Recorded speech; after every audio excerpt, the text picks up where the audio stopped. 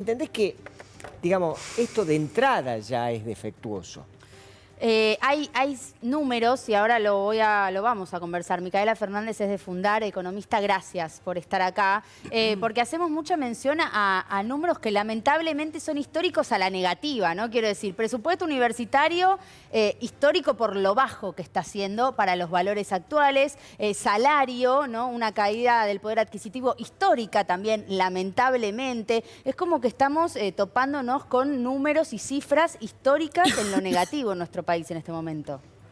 Totalmente. Bueno, lo que está pasando actualmente es que el gobierno está buscando acumular reservas, bajar la inflación y reducir el déficit fiscal, ¿no? Y esos tres objetivos los está tratando de lograr a través de inducir una recesión en la actividad económica, ¿no? La actividad económica está cayendo y uno de los principales indicadores que tenemos para verlo es, por ejemplo, la obra pública paralizada, que hizo que la construcción, el rubro de la construcción haya caído. Eso obviamente genera impactos en otros ámbitos de la economía, y una de las formas también que tenemos para verlo es la caída en el poder adquisitivo de los salarios.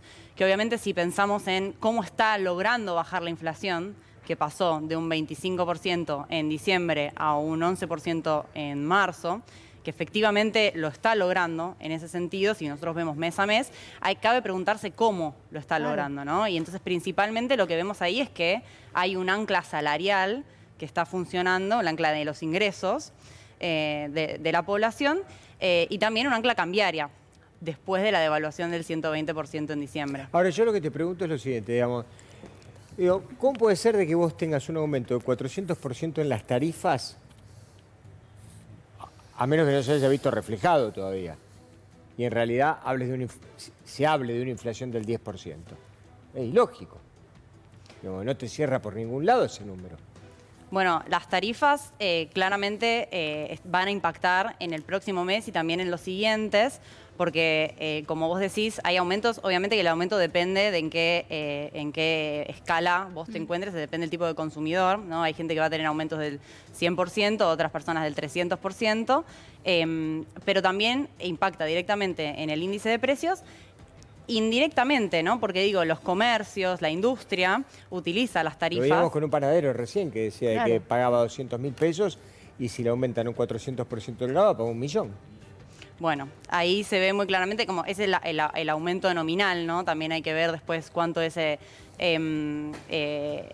cómo es el impacto después que va a tener en el resto de los precios de la economía, y eso lo vamos a recién ver en los próximos meses. Entonces, como muy bien vos decís, digo, esto no, si bien bajó del 25 al 11%, no podemos cantar victoria aún, ¿no? Hay que ver otros componentes. Y uno de esos es las tarifas, está el aumento de prepagas que se dio hace poquito también, que nosotros pensamos, bueno, ¿qué va a pasar si cae el poder adquisitivo y a la vez las prepagas pasan a representar mucho más dentro de lo que cada uno podía pagar, de un 10% a un 30% quizás, ¿no?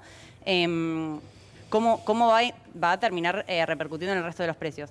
Y lo otro que me parece a mí fundamental es pensar, si pensamos en el ancla salarial, también pensar en el ancla cambiaria, ¿no? Hubo una devaluación del 120%, eso a medida que van subiendo los precios se lo va comiendo de a poco. Y actualmente el Banco Central está buscando acumular reservas, lo está logrando en parte también porque se están postergando pagos de importadores, y con vencimientos a la vista de pagos, por ejemplo, al FMI, también hay que tener en cuenta que puede haber una devaluación en el futuro. Entonces, incluso si vos lográs bajar la inflación a un dígito, hay que ver qué pasa con el resto de los precios, ¿no? Claro. Por ejemplo, el tipo de cambio. Para explicarlo así, si se puede, no sé, capaz es re complejo y no se puede explicar fácilmente, pero si se puede explicar fácilmente esto de cómo están logrando hasta ahora su objetivo, que es la desaceleración, si es con un ancla en los salarios, es decir, con una recesión de la economía, si esto es para festejar o no, o si después es complicadísimo salir de ahí. Lo que decía Néstor hace un rato, digo, lo logran, pero ¿cómo terminamos? ¿De qué manera? ¿Y cómo después se sale de eso?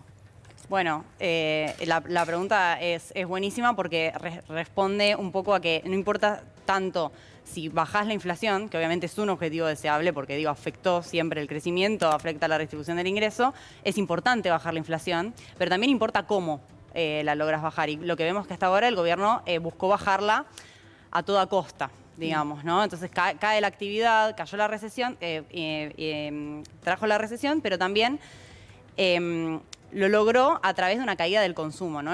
Si vos pensás en la demanda agregada, el consumo es un componente muy importante. Entonces, con la caída del poder adquisitivo de los salarios, que viene siendo del 20-25% estos últimos meses, lográs que el consumo se retrotraiga. Sí. ¿Qué va a pasar cuando, no? Digo, si la actividad mañana se recupera, el plan no va a salir muy bien, ¿no? Porque un poco hay que sentar como bases más estructurales. Pero también importa, obviamente, si lo estás haciendo, por ejemplo, cómo impacta indirectamente el déficit fiscal en todo esto, ¿no? Lograron el superávit, lo celebran. Ahora, bueno, en algún momento van a tener que recomponer jubilaciones, devolverle a las universidades el poder adquisitivo de su presupuesto que tenían el año pasado. Entonces, ¿qué va a pasar cuando todo eso confluya, digamos? ¿Y qué va a pasar con la recaudación también? Y después está ese tema, claramente, ¿no? Que Si lograron vos el tenés déficit caída de fiscal. actividad, si vos tenés caída de actividad, Sí. tenés negocios que cierran, gente que no consume, Claro. y todas las variables se te van al demonio porque no vas a recaudar lo que en su momento vos pensabas que ibas a recaudar. Bueno, en los últimos 3 meses, en los primeros 3 meses del año, tuviste una caída real de la recaudación del 10%. Uno de los conceptos que más cayó, por ejemplo, fue el IVA, ¿no? Que obviamente se recauda si el consumo no cae de una cuantía significativa. Entonces cayó. Ahora, ¿cómo vas a lograr mantener ese superávit si la recaudación cae? Entonces, obviamente, una pregunta es cómo es que va a lograr que la actividad Dicen que se pidiendo recupere. plata. Dicen que están negociando un crédito de nuevo. Bueno, En el Fondo un Monetario crédito en Internacional. dólares. Un Fondo Monetario Internacional estamos hablando. Bueno, eso lo que mejora es el balance, digamos, del Banco Central, que hoy es lo que están buscando es acumular reservas. Hasta ahora, como les decía antes, lograron acumular alrededor de 6.000 millones de dólares y se dan cuenta que inevitablemente eso, digo, no es sostenible y que en algún momento no les va a alcanzar. Quizás por ese motivo, entonces es que están buscando de esa manera. Pero también cabe preguntarse, ¿no? La actividad se recupera.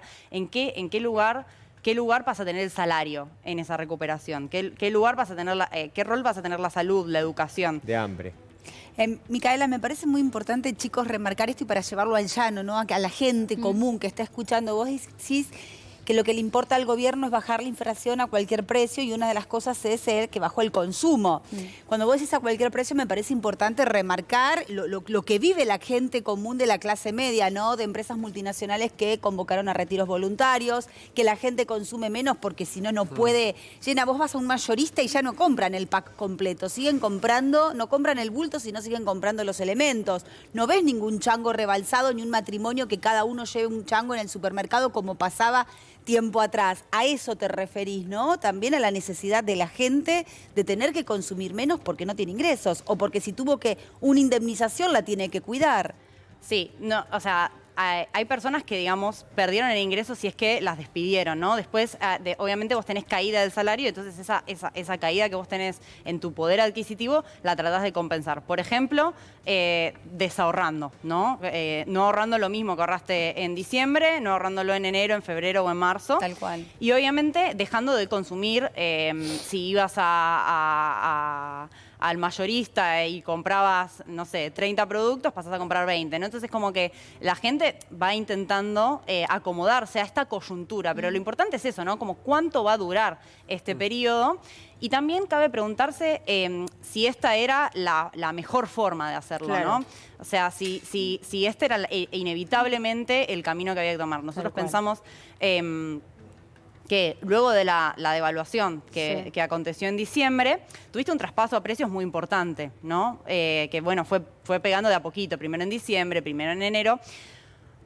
El gobierno podría haberse sentado, digamos, con los distintos agentes de la economía y haber tratado de hacer algún acuerdo de precios, de salarios, como para que ese impacto no sea total. No va en su lógica esto. No va en la lógica lo de salvo en las paritarias, ¿no? Que ahí, bueno, ahí mete mano el Estado. Micaela, gracias por venir, la verdad que muy clara y esperemos tenerte otro día nuevamente aquí. Muchas gracias. Muchas Muy gracias. amable.